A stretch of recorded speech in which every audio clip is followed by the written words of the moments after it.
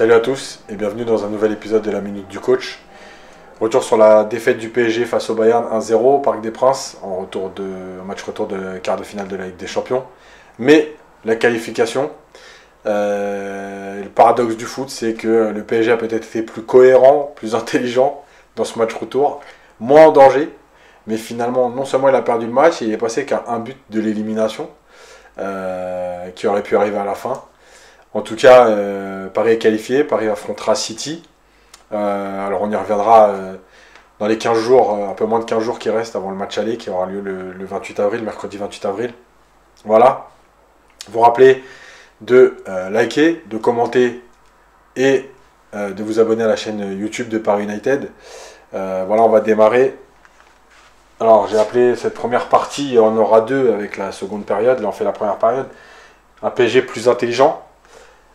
Pourquoi ? Parce qu'en fait, ce que j'appelais la crise de temps, je répète ça dans plusieurs vidéos, en fait c'est éviter de laisser le joueur dans un confort pour qu'il puisse faire une passe, centrer, jouer vers l'avant tranquillement. Là on voit que la prise à deux elle a été beaucoup plus respectée. Dagba commence à gérer la profondeur si Coman venait à accélérer. D'ailleurs on voit le bras de Di Maria qui dit en gros gère là, moi je gère ici l'intérieur. Donc automatiquement Coman a moins de possibilités qu'au match aller. On ressort le ballon.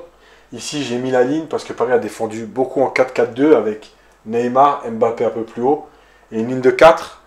Et là la flèche parce que, alors effectivement Paredes est loin à ce moment là, mais il va faire l'effort parce que comme le Bayern a moins de solutions dans le jeu, a eu moins de solutions dans le jeu mercredi, Paredes va avoir le temps de sortir. Mais surtout, il va le faire. Voilà. On le voit ici. Il vient harceler. Ce que j'avais expliqué dans une précédente vidéo également, c'est l'histoire de... quand un joueur vient harceler, la position du joueur avec le ballon, elle doit indiquer les seules possibilités qu'il a pour jouer. En l'occurrence, Kimmich est à ce moment-là dos à la partie gauche du PSG, ce qui veut dire qu'il ne peut plus jouer qu'à droite. Et on voit bien que Di Maria a pris l'information parce qu'il commence à anticiper sa course pour aller fermer. Résultat, Davis se retrouve en 1 contre 1, Di Maria très proche. Dagba gère Coman. Finalement, on va rentrer à l'intérieur, mais l'avantage du positionnement du PSG là, c'est qu'il y a la densité, il y a 2 joueurs du Bayern, il y a 3 joueurs du PSG, et que là aussi, c'est au tour du Bayern de devoir être très juste techniquement. Et la déviation de Choupo-Moting va être contrée par Danilo. En fait, là, je n'ai pas changé de séquence parce que c'est la continuité, donc le ballon va être dégagé. Paris va essayer de le garder, mais le Bayern va le récupérer. Et là aussi, on voit ici l'attitude de Paredes qui va se mettre en mouvement. Le joueur du Bayern qui a le ballon. Et en fait, ce que j'appelle encore une fois la crise de temps, c'est de ne pas laisser le joueur dans un confort, de se dire « personne ne m'attaque, j'ai le temps d'ajuster ma passe ». Et on va voir, voilà, Paredes s'avance, automatiquement le joueur doit aller un petit peu plus vite. Et le déchet technique est plus grand, c'est logique. Même si là, c'était Lucas Hernandez qui avait le temps, mais malgré tout, le fait d'être un peu pressé, ça vous oblige à accélérer le geste. Et donc le ballon va finir là-bas sur Navas. Une meilleure lecture défensive.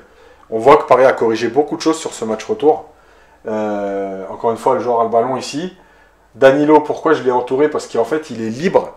On voit un marquage là, et le joueur libre qui peut aller couvrir. Et ici, j'ai entouré Diallo.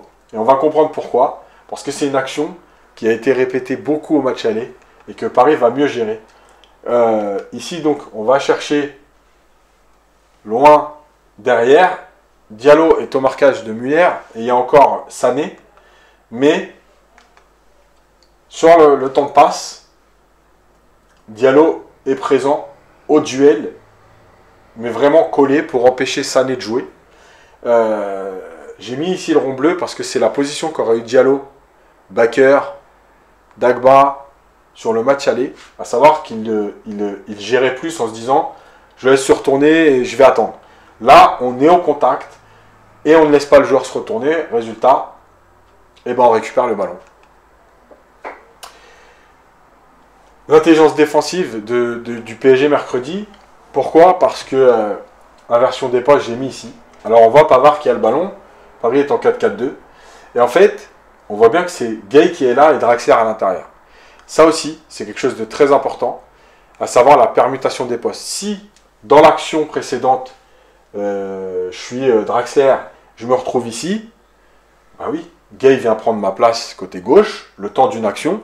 Moi, je me replace à sa place à l'intérieur, et on a toujours notre ligne de 4.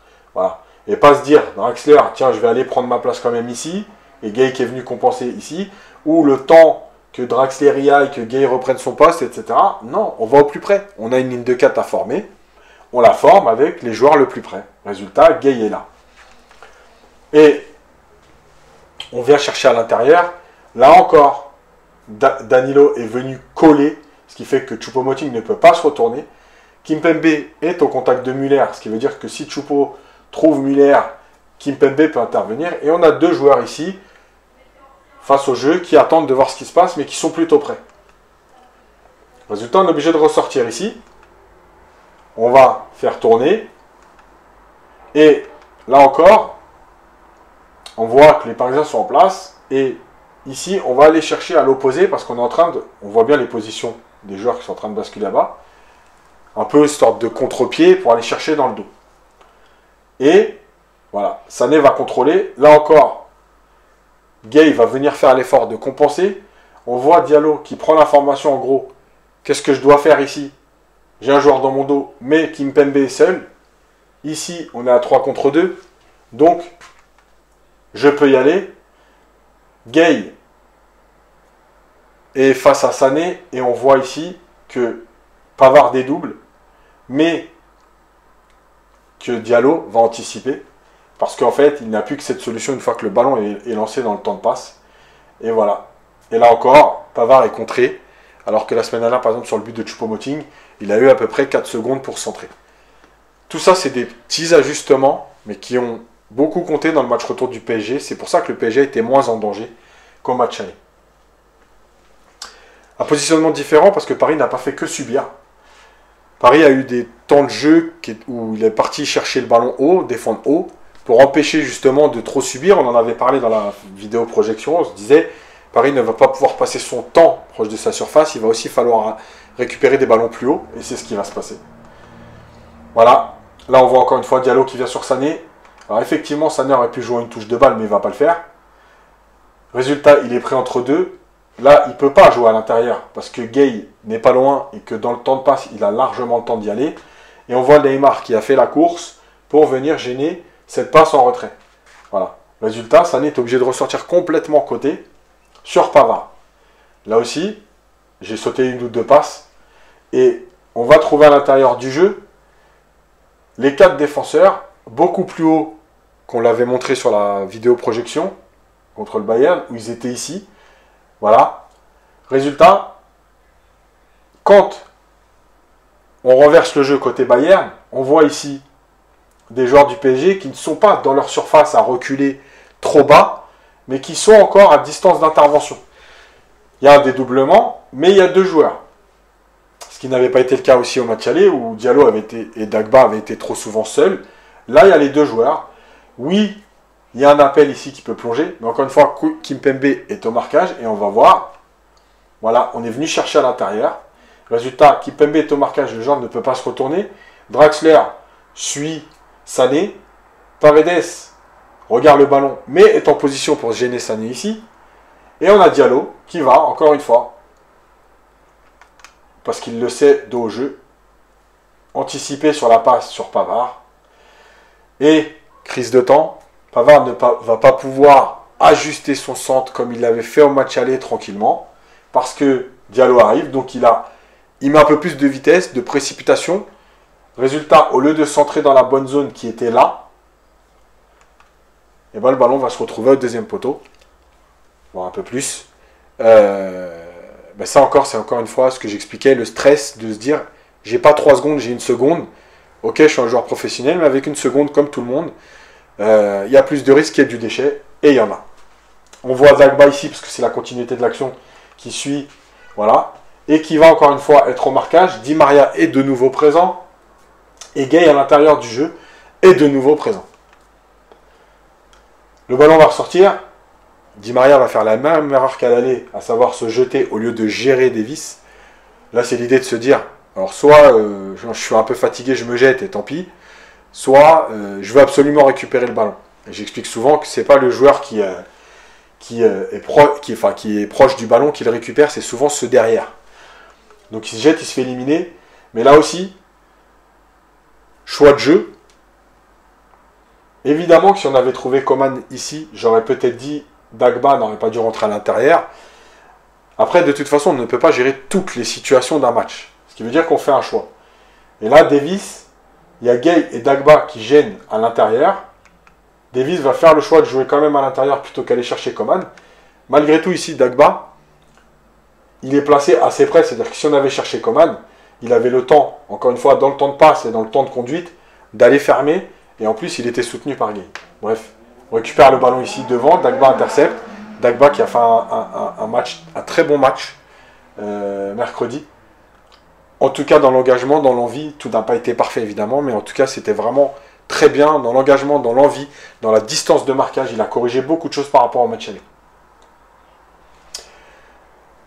Le ballon va être récupéré, et là aussi, j'ai mis en jaune la position de Draxler la semaine dernière, parce qu'on l'avait montré sur une action où Kimmich trouvait l'intérieur. Bah oui, là le fait d'être compact et de faire quand même les efforts, même si c'est pas à très haute intensité, mais d'être placé, et ben au lieu d'être là et d'ouvrir une possibilité de passe pour un joueur ici, une possibilité de passe pour un joueur ici, le fait d'être positionné devant ferme les deux passes de Pavard. Draxler ferme les deux passes de Pavard. Résultat, le ballon va être... en fait, l'action, c'est que le ballon va être ressorti et on va repartir dans une phase de conservation. J'ai déjà expliqué plein de fois, juste le fait de venir fermer devant le porteur, ça empêche des solutions de passe profondes et donc de la mise en danger.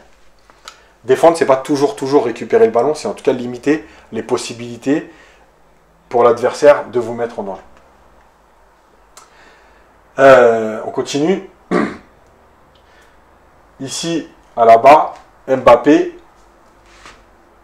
au marquage, Dagba sur Coman. Et en fait, là, c'est la passe que j'avais déjà expliqué pour le PSG. La passe qui est le long de la ligne, c'est vraiment...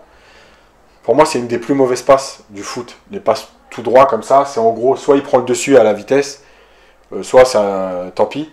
Parce que les passes comme ça, elles ne déstabilisent personne. Les passes qui font le plus mal, c'est les passes qui sont dans la diagonale, entre deux lignes, au sol. Voilà, les longues passes en l'air comme ça sont trop lisibles. C'est ce qui va se passer. Dagba va être en place. Gay fait l'effort de revenir. Et on voit, voilà, du coup, 2 contre 1, encore une fois, avec un Di Maria qui revient faire l'effort pour fermer, et ce 2 contre 1 qui est géré, un joueur pour empêcher le centre au premier poteau, Paredes au cas où en retrait. Voilà, le PSG est en place, même si on voit des joueurs du Bayern ici, et qu'on pourrait se dire ils sont à 3 contre 2, mais malgré tout, il y a tout ça à passer avant d'être à 3 contre 2. On ressort le ballon. Et là, j'ai entouré Diallo encore une fois. Ce dont on a parlé le match de la semaine dernière. Diallo le sait. Donc, il est en place, il a vu le joueur. Il est au marquage, mais il sait ce qui peut se passer. Et là, temps de passe. Voilà. Dans la diagonale, il prend ses pas en arrière pour gêner Müller et sortir le ballon de la tête. Au lieu de trouver Sané ou Müller, comme ça a été le cas de trop nombreuses fois la semaine dernière, on voit bien que le PSG a bien étudié ce qui s'est fait et a donc corrigé beaucoup de choses. Voilà. On restait en place, mais au moment de la passe, on déclenchait une course en diagonale pour aller fermer tout de suite ou empêcher le joueur de récupérer le ballon. Plus d'agressivité. Souvent, je montre dans les vidéos un PSG qui est à distance, qui est loin, qui gère, mais qui n'est pas agressif. Là, on va montrer Gay sur Davis. Là aussi, on aurait pu se dire il va reculer pour ce qu'on appelle recul-frein, pour gérer le temps que tout le monde se replace. Non, il va décider d'aller agresser Davis. Voilà. Neymar, encore une fois, qui fait les quelques mètres, pas à haute intensité, mais il n'est pas loin. Et ici, voilà, Gay qui va récupérer le ballon. Et en fait, sur ce tacle, enfin sur ce duel, Neymar qui n'est pas loin et qui va profiter de l'interception de Gay. Ça, c'est l'action, si vous vous souvenez, où il va fixer Hernandez avec les passements de jambes et frapper au premier poteau, sorti par Neuer.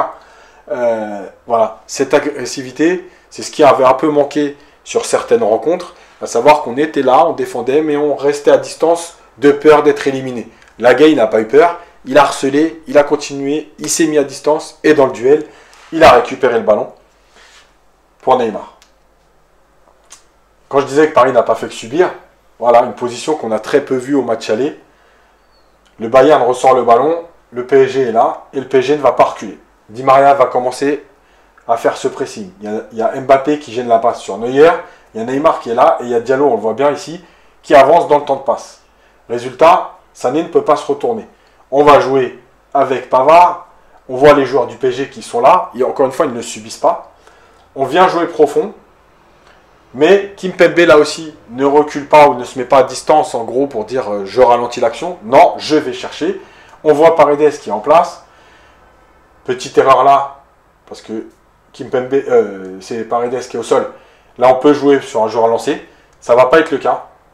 Résultat, on vient encore finir ici. Et vous avez vu, en gros, Kimpembe est là.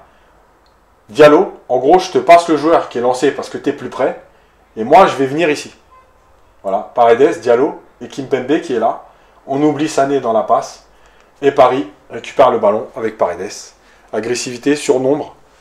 Bah ouais, et entente aussi. Inversion des postes, etc. Donc, résultat, on récupère plus de ballons. La même envie d'aller faire mal, c'est sur les récupérations du ballon. Et ça doit servir sur le prochain match face à City, mais on y reviendra. Di Maria récupère le ballon. Il y a des possibilités de jouer vers l'arrière ici et ici pour être tranquille. En gros, je ressors le ballon, je suis propre, je ne prends pas de risque. Mais on a Neymar et Draxler. On va trouver Neymar, mais on ne fait pas que trouver Neymar. On trouve Neymar et on demande, on propose une solution immédiatement. On lui donne le ballon. Ici, Mbappé entre deux, qui va plonger. Le ballon est donné. Il a de l'avance. J'ai entouré Neymar parce qu'on va voir que la course a aussi son importance. Là, Mbappé est devant. Malheureusement, je pense qu'il n'avait pas les jambes ce soir-là, en tout cas pour vraiment faire de grosses différences comme il l'a fait à l'aller. Donc, il va ralentir un petit peu. Et là, il y a la possibilité pour Mbappé de frapper. Mais il y a Neymar, on l'avait vu là sur la flèche d'avant, qui va continuer sa course. Et qui va se retrouver ici. Malheureusement, il va buter sur Neuer. Là encore, offrir des solutions au porteur. Peut-être qu'Mbappé aurait pu finir sur une frappe pied gauche. Non seulement il a été collectif, mais surtout le fait